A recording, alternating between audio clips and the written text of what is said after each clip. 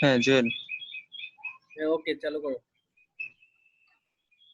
ওকে, আমাদের science club লাইভের online chemistry ক্লাসে তোমাদের সবাইকে স্বাগতম। আজকে আমরা কেমিস্ট্রি চ্যাপ্টার 2 গুণগত রসায়নের 4th ক্লাস।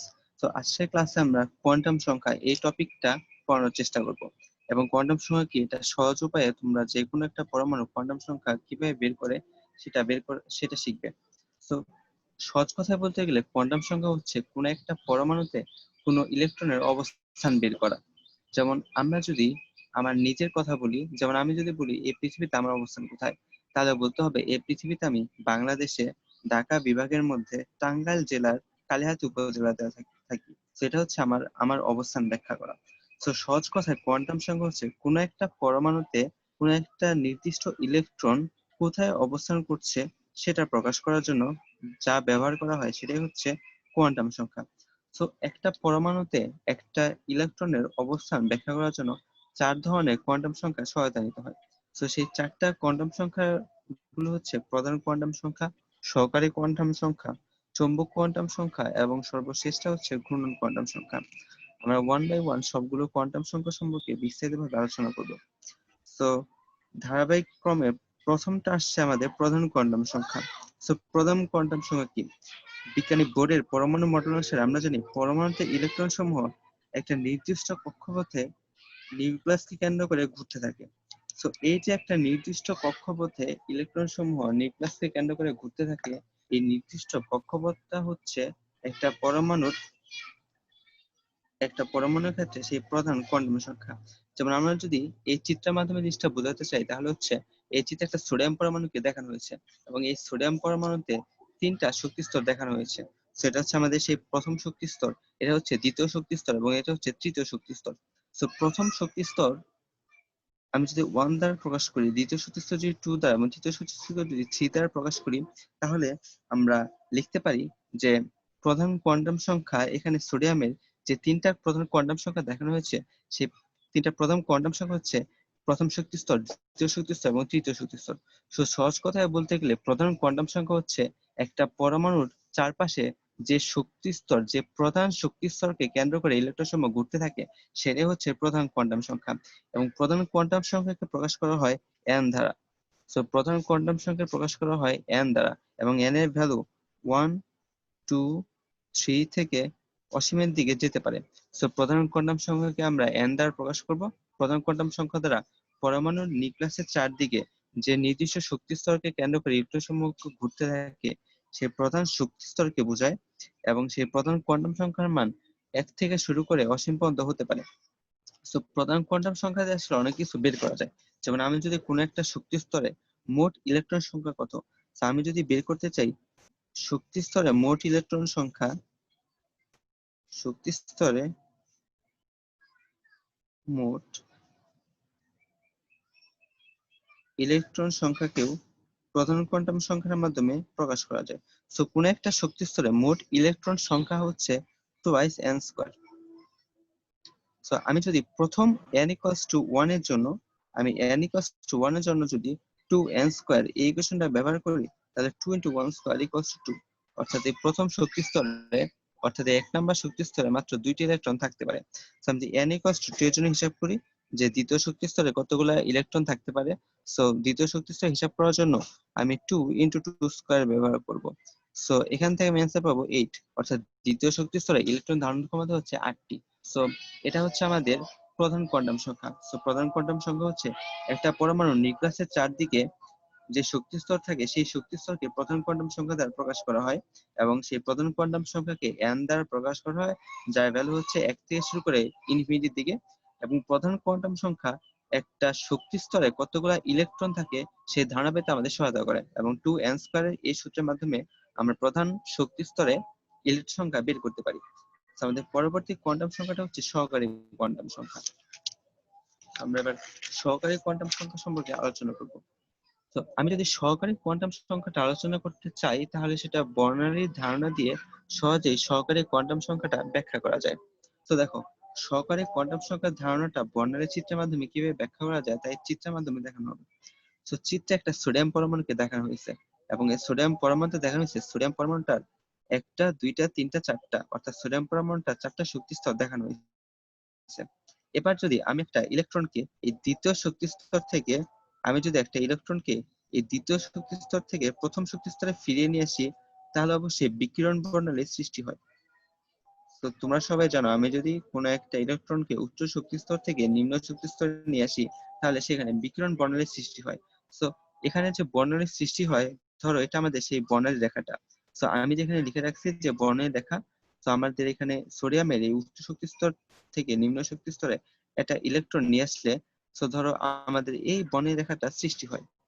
এবার এই বর্ণালী রেখাটাকে যদি আমি একটা অণুবীক্ষণ যন্ত্র, এক ধরনের বিশেষ অণুবীক্ষণ যন্ত্র, যে অণুবীক্ষণ যন্ত্রটার নাম হচ্ছে স্পেকট্রোস্কোপ, এই বর্ণালী যে রেখাটা আমরা পাই উচ্চ শক্তি স্তর থেকে নিম্ন শক্তি স্তরে ইলেকট্রন ফিরিয়ে আনলে আমরা যে বর্ণালী রেখাটা পাই, এই বর্ণালী রেখাটাকে যদি আমি এক ধরনের বিশেষ অণুবীক্ষণ যন্ত্র, যে অণুবীক্ষণ যন্ত্রটার নাম হচ্ছে স্পেকট্রোস্কোপ, সেই অণুবীক্ষণ যন্ত্রের মাধ্যমে আরো সূক্ষ্মভাবে দেখি, তাহলে দেখা যায় এই বর্ণালী রেখাটা আরো কতগুলো সূক্ষ্ম রেখায় বিভক্ত থাকে। তো আমি যদি আমাদের এই বর্ণালী রেখাটাকে স্পেকট্রোস্কোপ নামের একটা আহ অণুবীক্ষণ যন্ত্রের মাধ্যমে ভালোভাবে খেয়াল করি, তাহলে দেখবে এই প্রধান যে বর্ণালী রেখা, এই প্রধান বর্ণালী রেখার পাশাপাশি আরো কতগুলো সূক্ষ্ম বর্ণালী রেখা পাওয়া যায়। এই সূক্ষ্ম বর্ণালী রেখাকে আমি এই কালো কলম দ্বারা প্রকাশ করছি। তো আমি যে সূক্ষ্ম বর্ণালী রেখা পাই, এই সূক্ষ্ম বর্ণালী রেখাকে আমি কালো কলম দ্বারা প্রকাশ করছি, এবং পাশে এখানে লিখে রাখছি, তো এইগুলো হচ্ছে সূক্ষ্ম বর্ণালী রেখা, এগুলো হচ্ছে সূক্ষ্ম বর্ণালী। তো এই যে সূক্ষ্ম বর্ণালীর সৃষ্টি হয়, তো এখানে মূলত এক ধরনের বর্ণালী রেখা পাওয়ার কথা ছিল, কিন্তু এখানে দেখো এই যে বিভিন্ন ধরনের যে বর্ণালী রেখা হয়, এর মাধ্যমে ধারণা পাওয়া যায় যে পরমাণুর যে প্রধান শক্তি স্তরটা, সেটা আরো কতগুলো উপশক্তি স্তরে বিন্যস্ত। তো সহজ কথায় বলতে গেলে, আমি যখন একটা ইলেকট্রনকে উচ্চ শক্তি স্তর থেকে নিম্ন শক্তি স্তরে নিয়ে আসি, তাহলে সেখানে বর্ণালী রেখার সৃষ্টি হয়, এবং সেই বর্ণালী রেখাটাকে যদি আমরা স্পেকট্রোস্কোপ নামে এক ধরনের বিশেষ অণুবীক্ষণ যন্ত্রের মাধ্যমে দেখি, তাহলে দেখা যায় সেই বর্ণালী রেখাটা আরো কতগুলো সূক্ষ্ম বর্ণালী রেখায় বিভক্ত হয়। তো এখানে যেহেতু একটা বর্ণালী রেখার পরিবর্তে বিভিন্ন ধরনের বর্ণালী পাওয়া যায়, তো এখান থেকে সিদ্ধান্ত নেওয়া যায় পরমাণুর ক্ষেত্রে শক্তি স্তরটা বিভিন্ন শক্তি স্তরে, তো পরমাণুর ক্ষেত্রে প্রধান যে শক্তি স্তর, এই প্রধান শক্তি স্তরটা আরো কতগুলা বিভিন্ন শক্তি স্তরে বিভক্ত।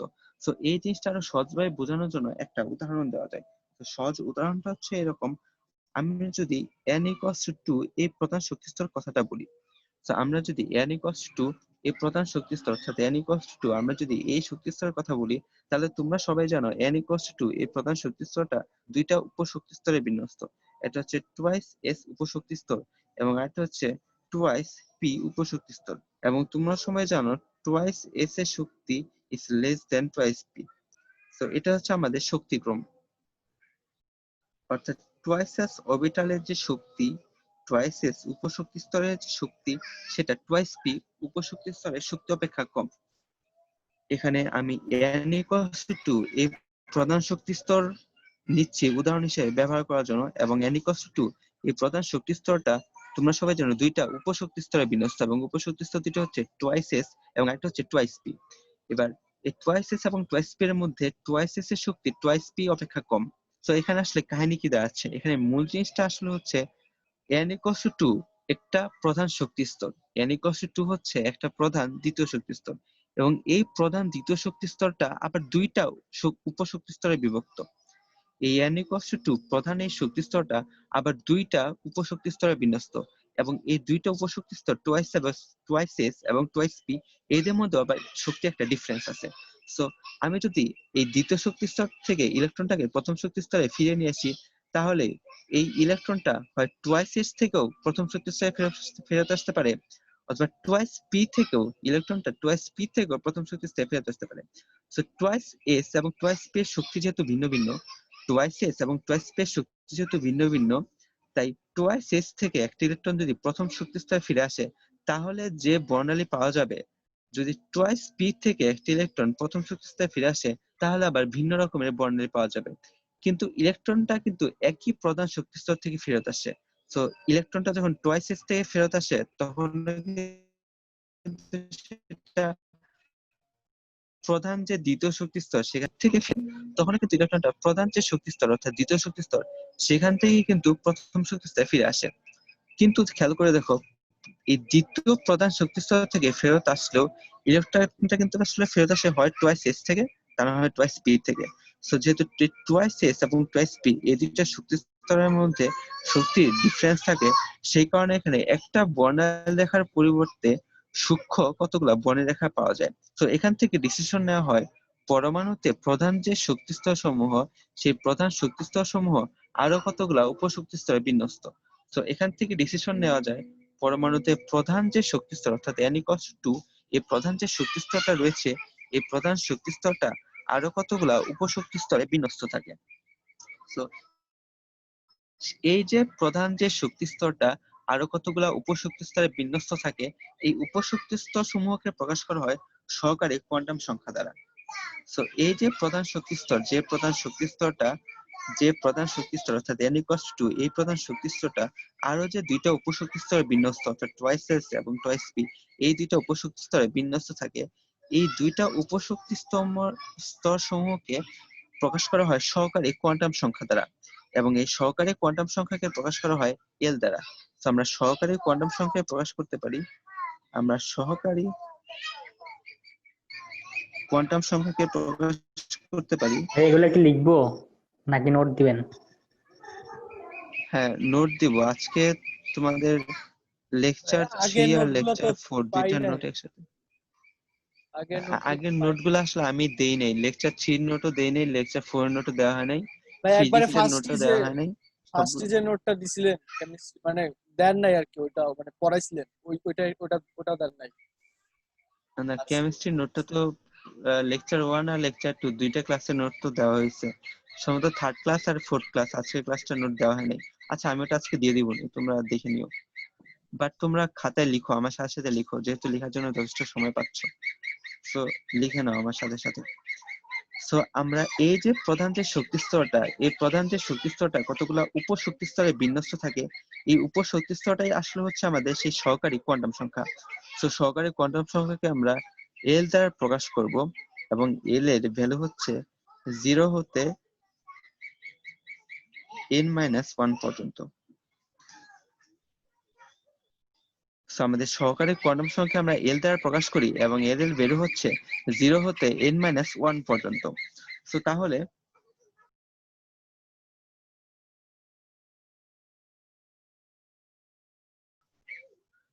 তাহলে আমাদের সহকারী কোয়ান্টাম সংখ্যা এল এর ভ্যালু হচ্ছে 0 হতে n-1 পর্যন্ত। সো আহ, আমি যদি তাহলে n=3 কথা বলি, তাহলে n=3 হলে এখানে দেখো 3 ধরনের উপশক্তি স্তর পাওয়া যায়। n=3 এর জন্য আমি যদি 0 হতে আমি যদি n-1 করি অর্থাৎ 3 - 1 করি, তাহলে দেখো এর ভ্যালু পাই আমি 2। সো আমি যদি n-1 করি অর্থাৎ 3 - 1 করি, তাহলে এর ভ্যালু পাওয়া যায় 2। সো দেখো এই 2, আমি যদি 0 থেকে 2 পর্যন্ত আসি, তাহলে দেখো আমি লিখতে পারি 0, 1 এবং 2। সো আমাদের n=3 ক্ষেত্রে l এর ভ্যালু হচ্ছে আমাদের 0, 1 এবং 2। এই 0 দ্বারা আমি রিপ্রেজেন্ট করি s উপশক্তি স্তর, 1 দ্বারা রিপ্রেজেন্ট করি p উপশক্তি স্তর, এবং 2 দ্বারা রিপ্রেজেন্ট করি d উপশক্তি স্তর। তো সেই কারণে বলা যায় n=3 এর ক্ষেত্রে 3 ধরনের উপশক্তি স্তর রয়েছে, এবং উপশক্তি স্তর সমূহ হচ্ছে 3s, 3p এবং 3d। সো সহকারী কোয়ান্টাম সংখ্যা এটা বুঝতে তোমাদের কারো কি সমস্যা আছে কোনো? সহকারী কোয়ান্টাম সংখ্যা কিভাবে হিসাব করা হয়? সহজভাবে সহকারী কোয়ান্টাম সংখ্যা হিসাব করা হয় 0 থেকে n-1 পর্যন্ত, যেখানে n হচ্ছে আমাদের প্রধান শক্তি স্তর সংখ্যা। তো আমি এখানে একটা উদাহরণ দিছি, n=যদি 3 হয়, তাহলে আমি যদি n-1 করি অর্থাৎ 3 - 1 করি, তাহলে অ্যান্সার আসে 2।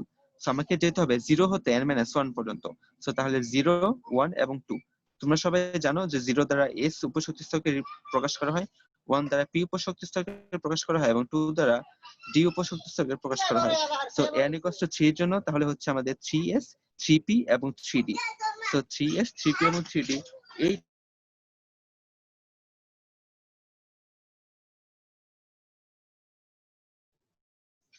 সো সহকারী কোয়ান্টাম সংখ্যা দ্বারা আরেকটা জিনিস প্রকাশ করা যায়। সহকারী কোয়ান্টাম সংখ্যা দ্বারা কোন একটা উপশক্তি স্তরে কতগুলো ইলেকট্রন থাকতে পারে সে সম্পর্কে ধারণা লাভ করা যায়। তোমরা সবাই জানো এস উপশক্তি স্তরে ইলেকট্রন ধারণ ক্ষমতা হচ্ছে 2টি, পি উপশক্তি স্তরে ইলেকট্রন ধারণ ক্ষমতা হচ্ছে 6টি এবং ডি উপশক্তি স্তরে ইলেকট্রন ধারণ ক্ষমতা হচ্ছে 10টি। তো তোমরা সবাই জানো এস উপস্তরে 2টি ইলেকট্রন ধারণ করতে পারে, পি উপস্তর 6টা ইলেকট্রন ধারণ করতে পারে এবং ডি উপশক্তি স্তর 10টা ইলেকট্রন ধারণ করতে পারে। সো এটা আসলে কিভাবে ধারণা পাওয়া যায়? এই ধারণাটা পাওয়া যায় হচ্ছে 2 × 2s+1 এই সূত্রের মাধ্যমে। দেখো আমাদের পি এর জন্য এল এর ভ্যালু হচ্ছে আমাদের 1। আমি যে পি ক্যালকুলেট করতে চাই যে পি উপশক্তি স্তরে কতগুলো ইলেকট্রন থাকতে পারে, তো সেই কারণে আমাদের এল হচ্ছে 1। তাহলে ইলেকট্রন ধারণ ক্ষমতা যদি আমি হিসাব করতে চাই তাহলে 2 × 2s+1 এই ফর্মুলাটা আমাদের ব্যবহার করতে হবে। আর আমি যদি এই ফর্মুলাটা ব্যবহার করি তাহলে দেখো আমি পাচ্ছি 2 × 1 × 1। এটা ক্যালকুলেট করলে আমি অ্যান্সার পাই 6, অর্থাৎ পি উপশক্তি স্তরে 6টি ইলেকট্রন থাকতে পারে। সিমিলারলি তুমি ডি এর জন্য কাউন্ট করতে পারো, এফ এর জন্য কাউন্ট করতে পারো এবং এস এর জন্য কাউন্ট করতে পারো। সো আমরা প্রধান কোয়ান্টাম সংখ্যার মাধ্যমে আমরা কোন একটা শক্তি স্তরে কতগুলো ইলেকট্রন থাকতে পারে সেটা জানতে পারি। সেটা জানার জন্য আমরা 2n² এই ফর্মুলাটা ব্যবহার করি। সো আমরা প্রধান শক্তি স্তর বা প্রধান কোয়ান্টাম সংখ্যার মাধ্যমে কোন একটা প্রধান শক্তি স্তরে কতগুলো ইলেকট্রন থাকে সেটা বের করতে পারি। আর সহকারী কোয়ান্টাম সংখ্যা ব্যবহার করার মাধ্যমে কোন একটা উপশক্তি স্তরে কতগুলো ইলেকট্রন থাকতে পারে, সহকারী কোয়ান্টাম সংখ্যা ব্যবহার করার মাধ্যমে কোন একটা উপশক্তি স্তরে কতগুলা ইলেকট্রন থাকতে পারে সে সম্পর্কে ধারণা লাভ করতে পারি। সো প্রথমে গেল আমাদের প্রধান কোয়ান্টাম সংখ্যা এবং এরপর আমরা শেষ করলাম সহকারী কোয়ান্টাম সংখ্যা। আমাদের নেক্সট টপিকটা হচ্ছে চৌম্বক কোয়ান্টাম সংখ্যা বা ম্যাগনেটিক কোয়ান্টাম সংখ্যা। সো দেখো প্রথমে আমরা কি করেছি, আমাদের প্রধান যে শক্তি স্তরটা ছিল সেই শক্তি স্তরটাকে আমরা কতগুলা উপশক্তি স্তরে বিভক্ত করেছি। সো এটার নাম দিয়েছিলাম আমরা প্রধান কোয়ান্টাম সংখ্যা। এবং এই যে প্রধান শক্তি স্তর, এই প্রধান শক্তি স্তরকে আমরা যখন উপশক্তি স্তরে বিভক্ত করেছিলাম আমরা সেটার নাম দিয়েছি আমরা সহকারী কোয়ান্টাম সংখ্যা। এবার আমরা এই যে উপশক্তি স্তর পাই, এই উপশক্তি স্তর সমূহকে আবার কয়েকটা উপস্তরে বিন্যস্ত করব। সো আমরা প্রথমে প্রধান যে শক্তি স্তর থাকে সেটাকে কতগুলা উপশক্তি স্তরে বিভক্ত করি এবং সেই বিভক্তটার নাম দিয়েছিলাম আমরা সহকারী কোয়ান্টাম সংখ্যা। এবং আমরা এই যে উপশক্তি স্তর সমূহ পাই, যেমন আমাদের পি উপশক্তি স্তর, এস উপশক্তি স্তর, ডি উপশক্তি স্তর, এই যে আমরা উপশক্তি স্তর সমূহ পাই, এবার আমরা এই উপশক্তি স্তর সমূহকে আরো উপস্তরে বিভক্ত করি। অর্থাৎ প্রথম ক্ষেত্রে আমরা শক্তি স্তরকে উপশক্তি স্তরে বিভক্ত করি এবং এরপর আমরা সেই উপশক্তি স্তরকে আবার উপস্তরে বিভক্ত করি। অর্থাৎ আমরা কোয়ান্টাম সংখ্যার ক্ষেত্রে 3 ধরনের টার্ম পাই, একটা হচ্ছে শক্তি স্তর, আরেকটা হচ্ছে উপশক্তি স্তর, আরেকটা হচ্ছে উপস্তর। তো শক্তি স্তরের ইংলিশ হচ্ছে এনার্জি লেভেল বা অরবিট। তো শক্তি স্তরের ইংলিশ হচ্ছে এনার্জি লেভেল বা অরবিট। উপশক্তি স্তরের ইংলিশ হচ্ছে আমাদের সাব এনার্জি লেভেল। তো শক্তি স্তরের ইংলিশ হচ্ছে আমাদের এনার্জি লেভেল বা এটা অরবিট নামেও পরিচিত। উপশক্তি স্তরের ইংলিশ হচ্ছে আমাদের সাব এনার্জি লেভেল আর উপস্তরের ইংলিশ হচ্ছে অরবিটাল। সো এই তিনটা কিন্তু কোয়াইট ডিফারেন্ট, তিনটা জিনিস কিন্তু কখনোই সেম না। প্রথমে শক্তি স্তর সমূহকে উপশক্তি স্তরে বিন্যস্ত করা হয় এবং পরবর্তীতে এই উপশক্তি স্তর সমূহকে উপস্তরে বিন্যস্ত করা হয়। সো এই শক্তি স্তরের ইংলিশ হচ্ছে এনার্জি লেভেল বা অরবিট, উপশক্তি স্তর হচ্ছে সাব এনার্জি লেভেল এবং উপস্তর হচ্ছে অরবিটাল। সো এটা হচ্ছে আমাদের অরবিট আর এটা হচ্ছে আমাদের অরবিটাল। সো এই দুইটার মধ্যে, এই তিনটা রাশির মধ্যে অনেক ডিফারেন্স আছে। সো এই ডিফারেন্সটা বোঝানোর জন্য আমরা সহজ একটা উদাহরণ দিতে পারি। যেমন আমরা যদি এখানে পি উপশক্তি স্তরটার কথা বলি, তাহলে তোমরা খেয়াল করে দেখো পি উপশক্তি স্তরটা আবার 3টা উপস্তরে বিন্যস্ত। তোমরা সবাই জানো পি এই উপশক্তি স্তরটাকে পি এক্স, পি ওয়াই এবং পি জেড, এই উপশক্তি স্তরটাকে পি এক্স, পি ওয়াই এবং পি জেড এই 3টা উপস্তরে বিভক্ত করা যায়। তো এই যে আমরা ফার্স্টে একটা প্রধান কোয়ান্টাম সংখ্যা থেকে বা প্রধান শক্তি স্তর থেকে আমরা উপশক্তি স্তর পি পেয়েছিলাম।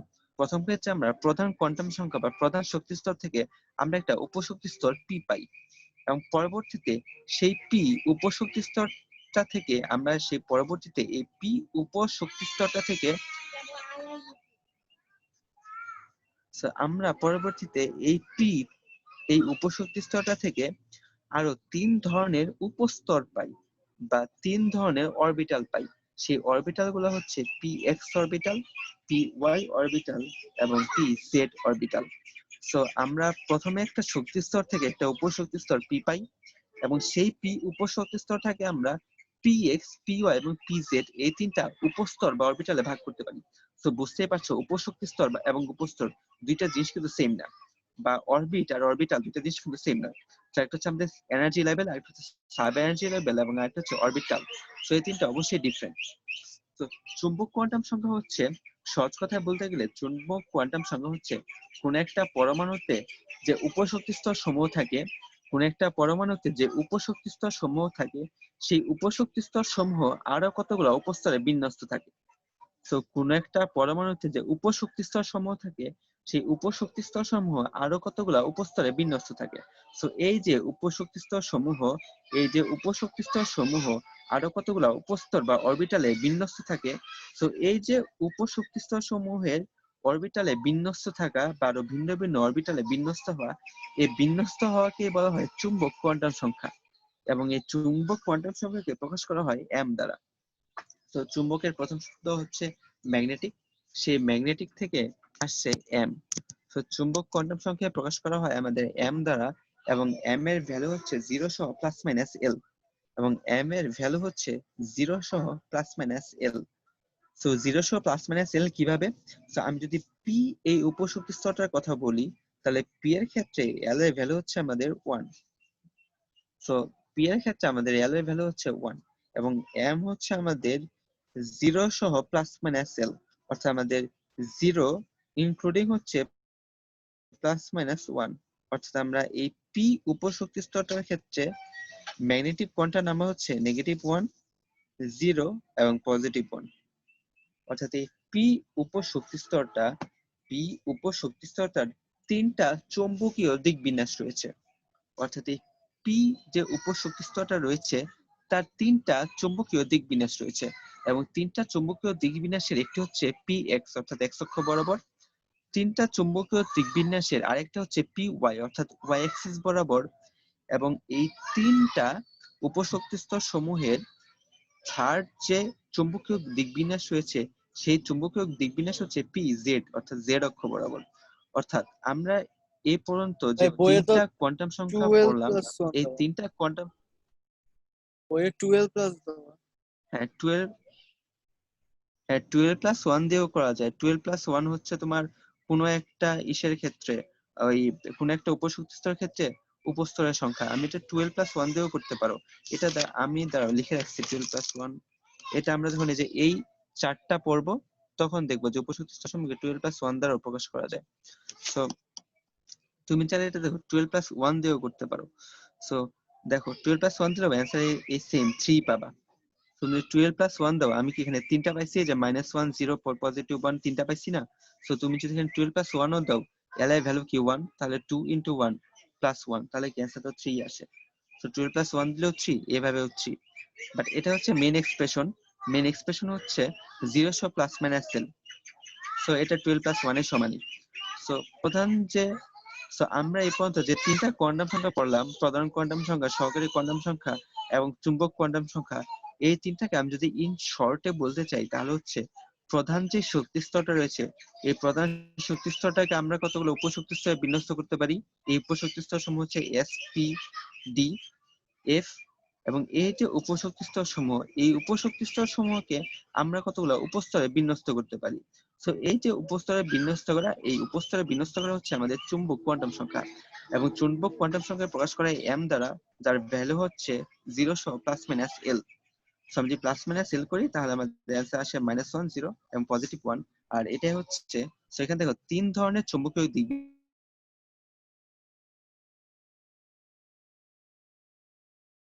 সেই লাস্টের আমরা যখন ছকটা পড়বো তখন দেখবে আমরা ডি উপশক্তি স্তরের ক্ষেত্রেও অরবিটালের সংখ্যা দেখাবো। তখন দেখবে সেখানে 4 ধরনের উপ অরবিটাল পাওয়া সম্ভব। সো ইন শর্ট, এই শর্টে এভাবে আমাদের এই 3 ধরনের কোয়ান্টাম সংখ্যা ব্যাখ্যা করা যায়। এবার আমাদের সর্বশেষ যে কোয়ান্টাম সংখ্যাটা সেটা হচ্ছে আমাদের ঘূর্ণন কোয়ান্টাম সংখ্যা। সো সেটা হচ্ছে আমাদের ঘূর্ণন কোয়ান্টাম সংখ্যা। সো তোমরা সবাই জানো পরমাণুতে ইলেকট্রন সমূহ একটা নির্দিষ্ট বৃত্তাকার পথে ঘুরতে থাকে। সো পরমাণুতে ইলেকট্রন সমূহ একটা নির্দিষ্ট বৃত্তাকার পথে ঘুরতে থাকে। সো এই নির্দিষ্ট বৃত্তাকার পথে ঘোরার সময় কিছু ইলেকট্রন ক্লকওয়াইজ ঘুরতে থাকে, অর্থাৎ ঘড়ির কাঁটার দিকে ঘুরতে থাকে, এবং কিছু ইলেকট্রন এন্টি ক্লকওয়াইজ বা ঘড়ির কাঁটার বিপরীত দিকে ঘুরতে থাকে। অর্থাৎ আমাদের ইলেকট্রনের যে ঘূর্ণন এটা এক সময় ক্লকওয়াইজ হয়, এবং ইলেকট্রনের যে ঘূর্ণন সেই কোনো ইলেকট্রনটা এন্টি ক্লকওয়াইজ ঘুরতে থাকে। এখন প্রশ্ন হচ্ছে ইলেকট্রনটা আসলে থাকে কোথায়? সো উত্তরটা হচ্ছে ইলেকট্রনটা আসলে থাকে অরবিটালে। সো অরবিটালটা আসলে থাকে উপশক্তি স্তরে, আর উপশক্তি স্তরটা থাকে প্রধান শক্তি স্তরে। সো সেই কারণে আসলে আমরা বলি যে শক্তি স্তরে ইলেকট্রন থাকে। সো আমি যে প্রশ্নটা করছিলাম, প্রশ্ন হচ্ছে ইলেকট্রনটা থাকে কোথায়? সো মনে রাখবা ইলেকট্রন থাকে উপশক্তি স্তরে। সো ইলেকট্রন থাকে উপশক্তি স্তর বা অরবিটালে। এই অরবিটালটা আবার অবস্থান করে সাব এনার্জি লেভেলে। সো ইলেকট্রন আসলে অবস্থান করে উপস্তরে। এই উপস্তরটা আবার থাকে হচ্ছে উপশক্তি স্তরে, আবার এই উপশক্তি স্তরটা থাকে প্রধান শক্তি স্তরে। তো সেই কারণে আমরা বলি যে প্রথম শক্তি স্তরে ইলেকট্রন সংখ্যা এত, দ্বিতীয় শক্তি স্তরে ইলেকট্রন সংখ্যা এত। তো আসলে কিন্তু আমি যদি স্পেসিফিক্যালি ইলেকট্রনের পজিশন যখন বলতে চাই, তখন কিন্তু আমি যদি বলি ইলেকট্রনটা আসলে কোথায় থাকে, বলতে হবে ইলেকট্রনটা আসলে আমাদের থাকে এই উপশক্তি স্তরে। ইলেকট্রনটা কিন্তু কখনো প্রধান শক্তি স্তরে থাকে না। যেহেতু এই উপশক্তি স্তরটা প্রধান শক্তি স্তরে অবস্থান করে, সেই কারণে আমরা বলি যে প্রধান বা প্রথম শক্তি স্তরে ইলেকট্রন সংখ্যাগত। কিন্তু মেইনলি ইলেকট্রন আসলে অবস্থান করে আমাদের এই উপশক্তি স্তরে। অর্থাৎ ইলেকট্রন আসলে অবস্থান করে এই px, py, pz এখানে। ইলেকট্রনটা কিন্তু কখনোই এই p তে অবস্থান করে না। অর্থাৎ ইলেকট্রনটা কিন্তু এই উপশক্তি স্তরে অবস্থান করে না। ইলেকট্রনের পজিশনটা আমি স্পেসিফিক্যালি বর্ণনা করতে চাই, তাহলে বলতে হবে ইলেকট্রনটা p তেও নাই, ইলেকট্রনটা আছে px, py বা pz এখানে। এই বরাবর ইলেকট্রনটা বিন্যস্ত থাকে। সো কোনো একটা ইলেকট্রনের আমি যদি অবস্থান ব্যাখ্যা করতে চাই, তাহলে যেমন আমাদের এই 3 ধরনের কোয়ান্টাম সংখ্যা সহায়তা নিতে হয়, সেভাবে আমি যদি কোনো একটা ইলেকট্রনের স্পিন বা ইলেকট্রনের ঘূর্ণন ব্যাখ্যা করতে যাই, তাহলে আমাকে স্পিন কোয়ান্টাম সংখ্যা সহায়তা নিতে হয়। এবং স্পিন কোয়ান্টাম সংখ্যা বোঝার আগে আমাদের এটা বুঝতে হবে পরমাণুতে ইলেকট্রন সমূহ অবস্থান করে অরবিটালে। তো কোনো ইলেকট্রন ক্লকওয়াইজ ঘুরতে পারে, আবার কোনো ইলেকট্রন এন্টি ক্লকওয়াইজ ঘুরতে পারে। সো পরমাণুতে ইলেকট্রন সমূহের ঘূর্ণন 2 প্রকার, একটা হচ্ছে ক্লকওয়াইজ ঘূর্ণন, আর একটা হচ্ছে এন্টি ক্লকওয়াইজ ঘূর্ণন। সো তুমি ক্লকওয়াইজ ঘূর্ণনকে পজিটিভ হাফ ধরতে পারো। সো ক্লকওয়াইজ যে ঘূর্ণনটা বা ক্লকওয়াইজ যে ঘূর্ণনটা সেটাকে প্রকাশ করা হয় পজিটিভ হাফ দ্বারা, আর এন্টি ক্লকওয়াইজ যে ঘূর্ণনটা সেটাকে প্রকাশ করা হয় নেগেটিভ হাফ দ্বারা। এটা আসলে ফ্যাক্ট করে না যে তুমি ক্লকওয়াইজ কে পজিটিভ হাফ ধরবা নাকি নেগেটিভ হাফ ধরবা। তুমি চাইলে ক্লকওয়াইজ এই ডিরেকশনটাকে বা একটা ইলেকট্রন যদি ক্লকওয়াইজ যায়, এটাকে তুমি চাইলে নেগেটিভও ধরতে পারো। আবার আমি যেখানে এন্টি ক্লকওয়াইজটাকে নেগেটিভ ধরছি, তুমি চাইলে এই এন্টি ক্লকওয়াইজটাকে পজিটিভ ধরতে পারো। অর্থাৎ একটা ইলেকট্রন ক্লকওয়াইজ ঘুরছে, সেটাকে তুমি যেমন পজিটিভ হাফ ধরতে পারো, বা ক্লকওয়াইজ যদি ঘুরে সেই ক্লকওয়াইজ ঘূর্ণনের ক্ষেত্রে তুমি নেগেটিভ হাফও ব্যবহার করতে পারো। সিমিলারলি এন্টি ক্লকওয়াইজ ঘূর্ণনের ক্ষেত্রে তুমি পজিটিভ হাফও ব্যবহার করতে পারো, নেগেটিভ হাফও ব্যবহার করতে পারো। এবার এবার প্রশ্ন হচ্ছে একটা অরবিটালের ক্ষেত্রে, একটা অরবিটালে যেমন px আমার একটা অরবিটাল, py আমার আরেকটা অরবিটাল, এবং pz আমার আরেকটা অরবিটাল। এই px, py এবং pz এই সবগুলা অরবিটালই আমাদের একটা উপশক্তি স্তর, অর্থাৎ p উপশক্তি স্তরের অংশ। এই px, py এবং pz এই সবগুলা আমাদের একটা উপশক্তি স্তর p এর অংশ। সো দেখো আমাদের ইলেকট্রন গুলা যেহেতু এই অরবিটালে অবস্থান করে, তো আমাদের প্রশ্ন হচ্ছে যে কোনো অরবিটালের ইলেকট্রন ধারণ ক্ষমতা কত। সো প্রশ্ন হচ্ছে যে কোনো একটা অরবিটালের ইলেকট্রন ধারণ ক্ষমতা কত। সো তোমরা মনে রাখবে যে কোনো অরবিটালে সর্বোচ্চ 2টি ইলেকট্রন থাকতে পারে, যে কোনো অরবিটালে সর্বোচ্চ 2টি ইলেকট্রন থাকতে পারে। সো তাহলে px অরবিটালেও সর্বোচ্চ ইলেকট্রন ধারণ ক্ষমতা হচ্ছে 2টা, py অরবিটালের সর্বোচ্চ ইলেকট্রন ধারণ ক্ষমতা হচ্ছে 2টা, এবং pz অরবিটালের সর্বোচ্চ ইলেকট্রন ধারণ ক্ষমতা হচ্ছে 2টা। অর্থাৎ যে কোনো অরবিটালে সর্বোচ্চ 2টি ইলেকট্রন ধারণ করতে পারে। সো তুমি যোগ করে দেখো, আমরা জানি p তে ইলেকট্রন থাকতে পারে 6টি। সো তাহলে আমাদের 6টি থাকতে পারে হচ্ছে px plus py plus pz এই তিনটাতে। এবং দেখো px py pz প্রত্যেকটাতে যদি দুইটা দুইটা করে ইলেকট্রন থাকে, তাহলে 2 যোগ 2 যোগ 2 ইকুয়ালস টু আমাদের অ্যান্সার আসে 6। অর্থাৎ p অরবিটালে আমাদের ইলেকট্রন রয়েছে 6টা। সো এটাই হচ্ছে আমাদের px py pz অর্থাৎ প্রত্যেকটা অরবিটালে ইলেকট্রন ধারণ ক্ষমতা। সো সেটা px py pz হোক বা যে কোনো অরবিটাল হোক, মনে রাখতে হবে যে কোনো অরবিটালে সর্বোচ্চ 2টি ইলেকট্রন থাকতে পারে। এবং এই যে কোনো অরবিটালে সর্বোচ্চ 2টি ইলেকট্রন থাকে, এই 2টা ইলেকট্রনের একটা ইলেকট্রন ঘুরবে ক্লকওয়াইজ এবং অপর যে ইলেকট্রনটা থাকবে সেটা ঘুরবে এন্টি ক্লকওয়াইজ। সো সহজ কথায় বলতে, কোন একটা পরমাণুতে ইলেকট্রন সমূহ অরবিটালে অবস্থান করে এবং প্রত্যেকটা অরবিটালে সর্বোচ্চ 2টি ইলেকট্রন থাকতে পারে। ওই 2টা ইলেকট্রনের মধ্যে যে ইলেকট্রনটার ক্লকওয়াইজ ঘুরে এবং বাকি যে ইলেকট্রনটা থাকবে সেটা অ্যান্টি ক্লকওয়াইজ ঘুরে। সো প্রত্যেকটা অরবিটালে যে 2টা ইলেকট্রন থাকবে তার মধ্যে একটি ইলেকট্রন ঘুরবে ক্লকওয়াইজ এবং অপর যে ইলেকট্রনটা থাকবে সেটা ঘুরবে অ্যান্টি ক্লকওয়াইজ। সো আমরা এবার ক্লকওয়াইজ ঘূর্ণনকে পজিটিভ হাফ ধরি এবং এন্টি ক্লকওয়াইজ ঘূর্ণনকে নেগেটিভ হাফ ধরতে পারি। এটা আসলে ফ্যাক্ট করে না যে তুমি ক্লকওয়াইজ কে পজিটিভ ধরবা নাকি এন্টি ক্লকওয়াইজ কে পজিটিভ ধরবা। তুমি চাইলে যে কোনোটা পজিটিভ ধরতে পারো, যে কোনোটা নেগেটিভ ধরতে পারো।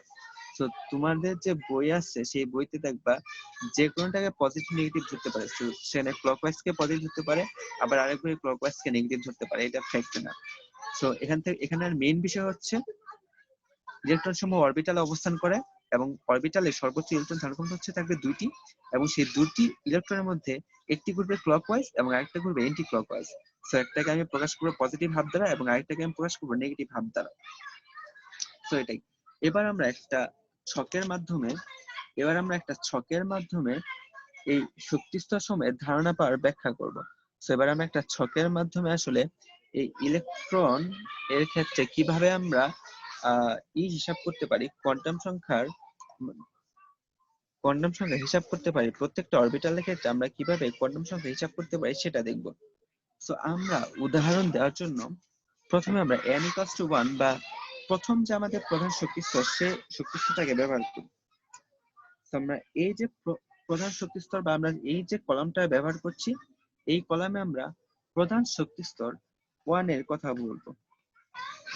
প্রধান শক্তিস্তর 1 অর্থাৎ কোন একটা পরমাণুর ক্ষেত্রে প্রধান যে শক্তিস্তরটা রয়েছে 1, সেই প্রধান শক্তিস্তরটা আমরা ধরছি। সো আমরা যে প্রথম শক্তিস্তরটা রয়েছে সেটাকে আমরা n = 1 দ্বারা প্রকাশ করতে পারি। সো প্রধান শক্তিস্তরকে প্রকাশ করা হয় n দ্বারা এবং আমরা প্রধান শক্তিস্তর n = 1 অর্থাৎ প্রথম শক্তিস্তরের উপশক্তিস্তর এবং উপস্তর অর্থাৎ প্রধান শক্তিস্তরের জন্য সহকারী কোয়ান্টাম সংখ্যা এবং ম্যাগনেটিক কোয়ান্টাম সংখ্যা নিয়ে আলোচনা করব। তো দেখো, এই প্রথম শক্তিস্তরের ক্ষেত্রে n এর ভ্যালু হচ্ছে 1। সো প্রথম শক্তিস্তরের ক্ষেত্রে সহকারী কোয়ান্টাম সংখ্যার ভ্যালু হচ্ছে 0 হতে n-1 পর্যন্ত। সো আমি যদি n এর ভ্যালু 1 বসাই তাহলে 1 - 1 = 0। অর্থাৎ প্রধান কোয়ান্টাম সংখ্যা 1 এর জন্য আমাদের সহকারী কোয়ান্টাম সংখ্যায় l এর মাত্র একটা ভ্যালুই পাওয়া যায় এবং l এর সেই ভ্যালুটা হচ্ছে আমাদের 0। সো তোমরা সবাই জানো এই 0 l এর ভ্যালু যদি 0 হয় তাহলে এই 0 ভ্যালুটা আমাদের উপশক্তি স্তরে s কে রিপ্রেজেন্ট করে। সো s কে রিপ্রেজেন্ট করার জন্য l = 0 ব্যবহার করা হয়। এবার আমাদের যে এই উপশক্তি স্তরটা, আমাদের এই যে উপশক্তি স্তর এসটা, এই উপশক্তি স্তরটা আবার কতগুলা উপস্তরে বিন্যস্ত থাকবে। প্রথমে আমাদের প্রধান শক্তি স্তর, সেখান থেকে আমরা আসবো উপশক্তি স্তর বা সহকারী কোয়ান্টাম সংখ্যা। এই যে উপশক্তি স্তরটা, সেই উপশক্তি স্তরটা আবার কতগুলা উপস্তর বা চুম্বক কোয়ান্টাম সংখ্যায় বিন্যস্ত থাকবে এবং সেই চুম্বক কোয়ান্টাম সংখ্যা প্রকাশ করা হয় m দ্বারা এবং আমাদের সেই m এর ভ্যালুটা হচ্ছে 0। এখানে m এর ভ্যালু হচ্ছে 0 সহ +-l, অর্থাৎ এখানে +-l বলতে 0, অর্থাৎ এখানে m এর ভ্যালুটা হচ্ছে শুধু 0। সো m এর ভ্যালুটা যদি 0 হয় তাহলে দেখো এখান থেকে কতগুলো অরবিটাল পাওয়া গেছে। সো তোমরা সবাই জানো চুম্বক কোয়ান্টাম সংখ্যা হচ্ছে অরবিটাল। সো এটা হচ্ছে আমাদের প্রধান শক্তি স্তর বা অরবিট, এটা হচ্ছে আমাদের উপশক্তি স্তর বা সাব এনার্জি লেভেল, আর এটা হচ্ছে আমাদের চুম্বক কোয়ান্টাম সংখ্যা বা অরবিটাল। সো এখানে দেখো জিরো, মাত্র একটা অরবিটাল পাওয়া গেছে। সো আমরা বলতে পারি প্রথম শক্তি স্তরের ক্ষেত্রে মাত্র একটা চুম্বকীয় দিকবিন্যাস পাওয়া যায়। সো আমরা বলতে পারি যে প্রধান শক্তি স্তর n = 1 এর জন্য মাত্র একটা উপশক্তি স্তর পাওয়া যায়, এবং সেই উপশক্তি স্তরটা হচ্ছে এস, এবং সেই উপশক্তি স্তরে এস এর মাত্র একটা চুম্বকীয় দিকবিন্যাস রয়েছে, এবং সেই চুম্বকীয় দিকবিন্যাসটা হচ্ছে 1। সো এটা হচ্ছে আমাদের n = 1 অর্থাৎ প্রথম শক্তি স্তরের ক্ষেত্রে। সো আমরা প্রথম শক্তি স্তরের ক্ষেত্রে এভাবে আমরা তো আমরা প্রথম শক্তি স্তরের ক্ষেত্রে এইভাবে আমরা ইলেকট্রনটাকে আহ প্রথম শক্তি স্তরের ক্ষেত্রে এইভাবে আমরা আসলে পরমাণুর ইলেকট্রনের কোয়ান্টাম সংখ্যার মান প্রকাশ করতে পারি। তো আমি যদি আসলে এখানে চৌম্বকীয় স্পিন কোয়ান্টাম সংখ্যা বা ঘূর্ণন কোয়ান্টাম সংখ্যা দেখাতে চাই, তাহলে দেখো স্পিন কোয়ান্টাম সংখ্যা এভাবে প্রকাশ করা যায়। তো আমি যদি এখান থেকে স্পিন কোয়ান্টাম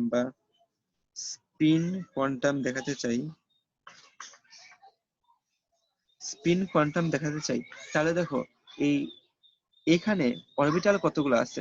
অরবিটাল মাত্র একটা অরবিটাল রয়েছে। আর তোমরা জানো একটা অরবিটালের ক্ষেত্রে সর্বোচ্চ দুইটা ইলেকট্রন থাকতে পারে। সো এখানে একটা অরবিটাল রয়েছে, এবং এই একটা অরবিটালে সর্বোচ্চ দুইটা ইলেকট্রন থাকতে পারে, এবং দুইটা ইলেকট্রনের একটা ঘুরবে ক্লকওয়াইজ এবং আরেকটা ঘুরবে এন্টি ক্লকওয়াইজ। সো সেখানে ইলেকট্রনগুলোর একটার স্পিন হচ্ছে পজিটিভ হাফ এবং আরেকটা স্পিন হচ্ছে নেগেটিভ হাফ। সো এটা হচ্ছে আমাদের n = 1 বা প্রথম শক্তি স্তরের ক্ষেত্রে কোয়ান্টাম সংখ্যা সমূহের মান।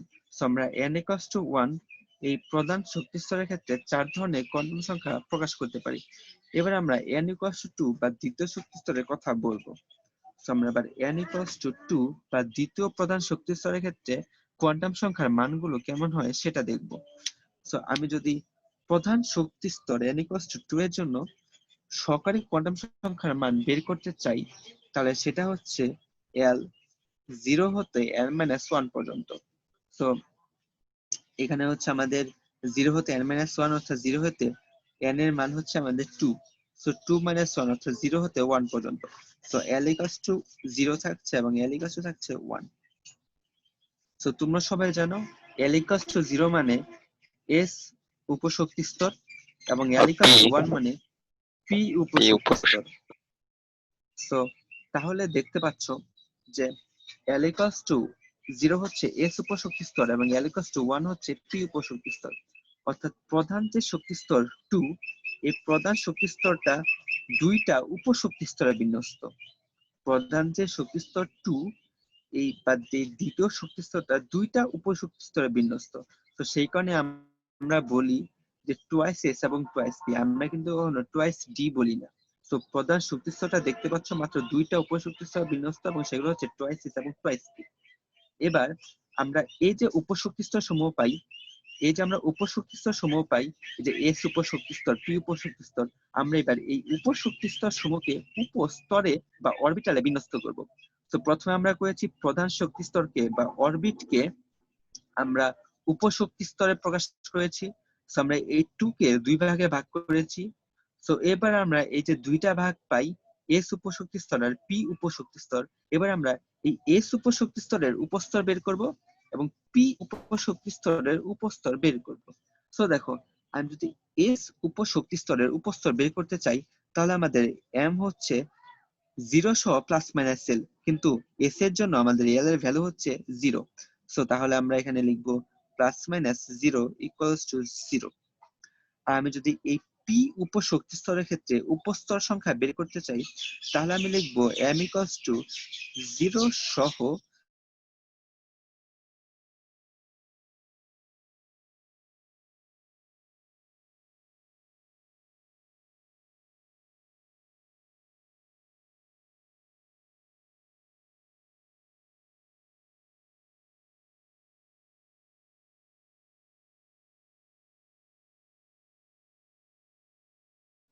নেট কি আমার গেল নাকি ভাইয়ার গেল?